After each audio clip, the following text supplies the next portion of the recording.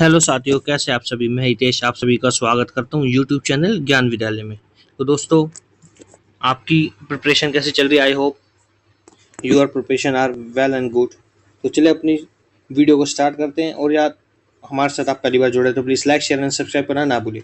तो चलिए आज का सेट देखते हैं। आज के क्वेश्चंस में क्या खास है आप लोगों के लिए। कुछ नए क्वेश्चंस है और कुछ सिलेक्टेड क्वेश्चंस है। तो चलिए स्टार्ट करते हैं अपनी वीडियो को।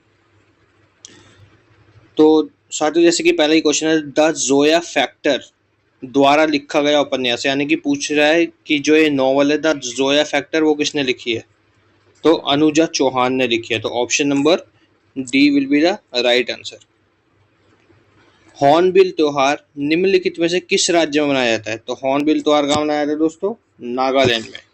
ठीक है, अब नागालैंड की बात आ गई है, हॉर्नबिल बनाया था। नागालैंड के बारे में आपको एक चीज़ और पता होनी चाहिए कि नागालैंड तो दे दिया इसने आपको, ये सिंपल फॉर्म में दे दिया। यदि ऐसे क्वेश्चन पूछ लेगा कि हॉर्नबिल नागालैंड का जो त्योहार है वो वर्ष के किस महीने में मनाया जाता है, तो कब मनाया जाता है ये भी आपको याद होना चाहिए। दिसंबर। ठीक है, मंथ ऑफ द दिसंबर, यानी कि दिसंबर के माह में मनाया जाने वाला त्योहार है जो कि नागालैंड हॉर्नबिल। ठीक है, तो चलिए। और राजस्थान के आपको पता ही है कौन कौन से होते हैं। घूमर होता है, ठीक है, कालबेलिया, ठीक है, और कौन सा होता है, सुईसिनी होता है। ठीक है, इस तरीके से आप याद रखेंगे सारे। तो चलिए आगे बढ़ते हैं। तो option number A will be the right answer. निम्नलिखित में से कौन सा भारतीय संविधान अनुच्छेद समान नागरिक संहिता से संबंधित है। तो कौन सा है। ऑप्शन नंबर ए आर्टिकल 44, जिसे हिंदी में क्या बोलते हैं, यूनिफॉर्म सिविल कोड इंग्लिश में बोलते हैं, और नागरिक समान नागरिक संहिता हिंदी में बोला जाता है। तो option number A will be the right answer. So option number A will be the right answer. तो चलिए आगे बढ़ते हैं। भारत में सबसे व्यापक वन कौन से है। तो भारत में सबसे व्यापक वन कौन से है दोस्तों, ट्रॉपिकल डेसिडियस फॉरेस्ट। ठीक है, जैसे कि यहाँ पे लिखा है, आपको ये पता ही होगा हिंदी में क्या बोलते हैं, जैसे कि उष्ण कटिबंधीय सदाबहार वन। ठीक है, ये ऑप्शन नंबर 3 की हिंदी है। और डी की क्या हो जाएगी, उष्ण कटिबंधीय पर्णपाती वन। ठीक है, तो इस तरीके से आप याद रखें। तो चलिए आगे चलते हैं। नेपाल भारत का एक पड़ोसी देश है। भारत के किस साइड पड़ता है, यानी कि वो पूछ रहा है कि किस डायरेक्शन में पड़ता है। ठीक है, तो कहाँ पड़ता है, मैं आपको समझाता हूँ सारे पड़ोसी देश के बारे में। ठीक है, तो जो नॉर्थ का हिस्सा है उसमें कौन कौन से पड़ते हैं, आपका भूटान, चीन और नेपाल। ठीक है, साउथ के एशिया की बात करें तो साउथ के डायरेक्शन में कौन सा पड़ता है, श्रीलंका। ठीक है, और इधर आप बात करें ईस्ट की और इधर करें वेस्ट की, तो वेस्ट में कौन सा पड़ता है आपका, पाकिस्तान, और ईस्ट में कौन सा पड़ता है, बांग्लादेश। तो इस तरीके से आप याद रखेंगे इस चीज़ को। ठीक है, तो option number B will be the right answer. Mrinalini Sarabhai, जिन्हें वर्ष 1965 में पद्म श्री मिला था, एक मान्यता प्राप्त थी, यानी कि वो कौन से डांस से रिलेटेड है। तो कौन सी मृणालिनी साराभाई, भरतनाट्यम से रिलेटेड है। ठीक है, तो यानी कि उनका जो संबंध है किससे है, भरतनाट्यम। और भरतनाट्यम कहाँ मनाया जाता है दोस्तों, तमिलनाडु का एक डांस है। ठीक है, अब मृणालिनी साराभाई आ गया। ठीक है, और कौन से भरतनाट्यम के डांसर्स है उनको भी देख लेते हैं, जैसे कि आपका यामिनी कृष्णा मूर्ति। ठीक है, ये भी भरतनाट्यम से बिलोंग करती है। ठीक है, यामिनी कृष्णा मूर्ति। ठीक है, ये हो गया। ठीक है, यामिनी कृष्णा मूर्ति हो गया, मृणालिनी साराभाई हो गया। ठीक है, और आपका पद्मा सुब्रमण्यम हो गया, पद्मा सुब्रमण्यम। ठीक है, इस तरीके से याद रखेंगे। ठीक है, और कौन से होता है, मलिका साराभाई। ठीक है, मलिका साराभाई। ठीक है, और एक आपकी बहुत ही फेमस जो कि एक एक्ट्रेस भी है। ठीक है, बैजंती माला। ठीक है, इस तरीके से आप याद रखेंगे। ठीक है, और एक और होती है बहुत ही इंपॉर्टेंट है ये भी, लीला सैमसन। ठीक है, तो आपको मैंने इतने नाम बता दिए, इस तरीके से आप याद कर सकते हैं। तो option number D will be the right answer. तो मृणालिनी साराभाई के अलावा कौन कौन सी हो जाएगी? वैजंती माला, ठीक है, और सुब्रमण्यम जी, पद्मा सुब्रमण्यम हो गए, और कौन सी हो गई जो मैंने आपको बताई, मृला मालिका साराभाई हो गई। ठीक है, इस तरीके से आप याद कर सकते हो। तो चलिए आगे बढ़ते हैं। निम्नलिखित में से कौन सा बाजरा या मोटे अनाज का एक उदाहरण नहीं है? यानी कि वो पूछ रहा है which of the following is not an example of millets और कोर्स ग्रेन्स, यानी कि मोटे अनाज का एक वो एग्जांपल नहीं है, चारों में से एक ऑप्शन ऐसा है। तो कौन सा? ऑप्शन नंबर सी, वीट, यानी कि गेहूं जो है वो मोटे अनाज का उदाहरण नहीं है।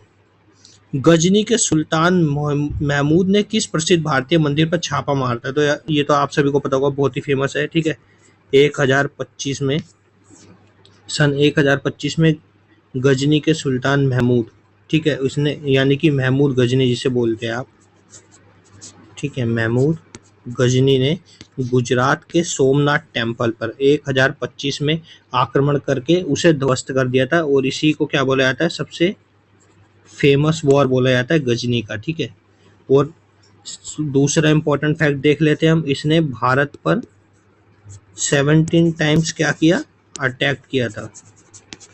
ठीक है, तो ये भी आप याद रखेंगे। और इसकी जो मृत्यु हो गई थी वो 1030 में हुई थी। कैसे हो गई थी? मलेरिया नामक बीमारी से हो गई थी इसकी मृत्यु। ठीक है, तो इस तरीके से आप याद करेंगे सारी चीज़ों को। तो चलिए, और जैसे कि दे रखा है जगन्नाथपुरी टेम्पल, ठीक है, क्वेश्चन आता है जगन्नाथपुरी जो टेम्पल है वो कौन से भगवान को समर्पित है? ठीक है, तो ये भी पूछ लेगा आपसे कौन कौन से होते हैं वहाँ पे। 3 भगवान जी होते हैं, सुभद्रा, ठीक है, कृष्ण, और उनके भाई का नाम आई थिंक मेरे को याद नहीं आ रहा, आप देख लीजिएगा। ठीक है, तो ये तीनों देवताओं यानी कि तीनों भगवान जी को क्या है? समर्पित है। ठीक है, और ये लिंगराज टेम्पल उड़ीसा में है। ठीक है, यानी कि भुवनेश्वर में। ठीक है, तो इस तरीके से आप याद रखेंगे। तो चलिए आगे बढ़ते हैं। 1854 में ईस्ट इंडिया कंपनी के निदेशकों की गणना द्वारा भेजा गया वुड का प्रेषण क्या था? डैश से संबंधित है, यानी कि वुड का प्रेषण किससे संबंधित है? तो किससे है? ऑप्शन नंबर डी, एजुकेशन से, शिक्षा से संबंधित है। ठीक है, भारत में राष्ट्रीय मतदाता दिवस डैश को मनाया जाता है। तो कब मनाया जाता है राष्ट्रीय मतदाता दिवस? 25 जनवरी को मनाया जाता है। ठीक है, अब जैसे ऊपर का ऑप्शन दे रखा है, 26 मार्च को क्या मनाया जाता है? आपका एपिलेप्सी डे। क्या बनाया जाता है? एपिलेप्सी डे, यानी कि हिंदी में क्या बोलते हैं? तो आपको क्या हो जाएगा? Epilepsy day. ठीक है, एपिलेप्सी डे को क्या बोलते हैं हिंदी में? मिर्गी दिवस। तो मिर्गी दिवस कब मनाया जाता है दोस्तों? 26 मार्च को मनाया जाता है। ठीक है, और आपका जो दे रखा है इधर 27 दिसंबर और 24 दिसंबर, 24 फरवरी को क्या मनाया जाता है? सेंट्रल एक्साइज ड्यूटी दिवस। ठीक है, और 27 दिसंबर को क्या मनाया जाता है आपका? International day of epidemic preparedness, यानी कि महामारी से लड़ने के लिए जो तैयारी की जाती है उसके लिए एक दिवस मनाया जाता है 27 दिसंबर को। तो चलिए आगे बढ़ते हैं। Option number D will be the right answer. June 2022 में भारत रिजर्व बैंक आरबीआई ने डैश शीर्षक से एक रिपोर्ट जारी की थी। जो कौन सी की थी? Option number B, payments vision 2025। Giorgia Meloni हाल ही में किस देश की पहली महिला प्रधानमंत्री बनी है? तो कहाँ की बनी है? ऑप्शन नंबर बी, इटली की। ठीक है, तो इटली की जॉर्जिया मेलोनी जो है वो देश की पहली फर्स्ट वुमेन प्राइम मिनिस्टर बनी है। लखनऊ पैक्ट समझौते पर हस्ताक्षर किए थे, यानी कि वो पूछ रहा किन किन के बीच में लखनऊ समझौता जो हुआ था, कब हुआ था दोस्तों? 1916 में हुआ था। ठीक है, तो इसमें किन किन लोगों ने अपने क्या किए थे? हस्ताक्षर किए थे। तो एग्रीमेंट हुआ था, समझौता होता है, किस किस के बीच में हुआ था? Option number C will be the right answer. भारतीय राष्ट्रीय कांग्रेस और मुस्लिम लीग के बीच हुआ था। ठीक है, भूत कोला एक आत्मा पूजा अनुष्ठान नृत्य किस राज्य का? देखिए दोस्तों, कितना टफ क्वेश्चन है। ठीक है, अब ऐसा क्वेश्चन जो है हर कोई कैंडिडेट जो होगा, हर कोई विद्यार्थी छोड़ के आ जाएगा, क्योंकि इसको पता ही नहीं है, आज से पहले कभी पूछा ही नहीं है। तो ये बहुत ही हार्ड क्वेश्चन है, और इसकी वजह से ही क्या होता है, 1 मार्क्स से 2 मार्क्स से आपका जो सिलेक्शन होता है वो रुक जाता है। तो इसलिए हर क्वेश्चन को कवर करते हुए चलिए। तो कौन सा हो जाएगा इसका? ऑप्शन नंबर डी यानी कि कर्नाटका से संबंधित है ये नृत्य, ये डांस, जो कि एक कला है। वहाँ पे क्या भूत कोला एक आत्मा पूजा अनुष्ठान किया जाता है। ठीक है, तो चलिए आगे बढ़ते हैं। अर्थशास्त्र डैश द्वारा लिखा गया था, तो किसके द्वारा लिखा गया था अर्थशास्त्र दोस्तों? चाणक्य के द्वारा। ठीक है, चंद्रगुप्त जो है, चंद्रगुप्त मौर्य की सहायता की थी किसने? चाणक्य ने, मौर्य वंश को सेटल करने में। ठीक है, और अब आ गया चाणक्य के बारे में। चाणक्य को किस किस नाम से जाना जाता है ये भी आपको याद होना चाहिए। कौटिल्य के नाम से जाना जाता है, ठीक है, विष्णुगुप्त के नाम से जाना जाता है, और भारत का मैकियावेली भी बोलते हैं इनको। क्या बोलते हैं? भारत का मैकियावेली भी बोलते हैं। और एक नाम और होता है दिवचसर। ठीक है, इन 4-5 नामों की प्रख्याति हासिल है इनको। ठीक है, अब क्वेश्चन जैसा कि मैंने आपको बताया, चंद्रगुप्त मौर्य की हेल्प की थी किसने? चाणक्य ने। और नंद वंश का जो शासक था घनानंद, उसको मारकर उसकी हत्या करके मौर्य एम्पायर का उदय हुआ था। ठीक है, ओरिजिन। ठीक है, तो चलिए आगे बढ़ते हैं। Option number D will be the right answer. विश्व कप 2023 अंतर्राष्ट्रीय क्रिकेट परिषद पुरुष क्रिकेट की मेजबानी करने के लिए निर्धारित है, यानी कि कौन सा देश ऐसा है जिसने वर्ल्ड कप 2013 में आईसीसी की मेजबानी की थी?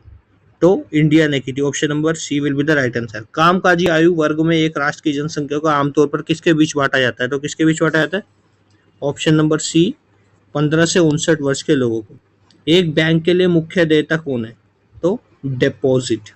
ठीक है, जमा करता इसे बोलते हैं। ठीक है, किस मुगल सम्राट ने एलोरा में कैलाश मंदिर में तोड़ फोड़ का प्रयास किया था? तो किसने किया था? औरंगजेब ने। ठीक है, अब पूछ लेगा बीबी का मकबरा कहाँ स्थित है? ठीक है, तो कहाँ स्थित है दोस्तों? औरंगाबाद में। ठीक है, इस तरीके से याद रखेंगे आप। ठीक है, और औरंगजेब को क्या कहा जाता है? जिंदा पीर की उपाधि दी गई है। ठीक है, इसे जिंदा पीर के नाम से भी जाना जाता है। अब यहाँ लिखा है किस मुगल सम्राट ने एलोरा में कैलाश मंदिर। ठीक है, ये तो इसने तोड़फोड़ की थी, और बनवाया किसने था? तो ये भी पूछ लेगा आपसे। राष्ट्रकूट एम्पायर यानी कि राष्ट्रकूट वंश के जो शासक थे उन्होंने बनवाया था। तो चलिए आगे बढ़ते हैं। पत्तियों में डैश नामक एक हरा वर्णक होता है जो पत्ते को सूर्य के प्रकाश से ऊर्जा पकड़ने में मदद करता है। तो कौन सा होता है? बी ऑप्शन क्लोरोफिल होता है। जीव विज्ञान में आईवीएफ शब्द से क्या मतलब है, यानी कि आईवीएफ की फुल फॉर्म पूछ रहा है वो। तो क्या होती है? Option number B in vitro fertilization, IVF. ठीक है, तो इसी के साथ हमारी वीडियो खत्म होती है दोस्तों। यदि आपको अच्छी लगे तो please like share and subscribe करना ना भूलें।